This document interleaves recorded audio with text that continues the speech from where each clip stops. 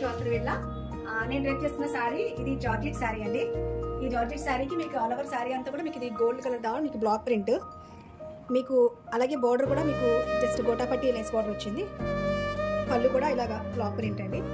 So దీంటి combination మీకు observe చేస్తే క్లోజప్లో ఇక్కడ పింక్ కలర్ కాంబినేషన్ కూడా యూజ్ చేశారు. సో ఏదైతే కలర్ ఉందో సో అదే కలర్తో బ్లౌజ్.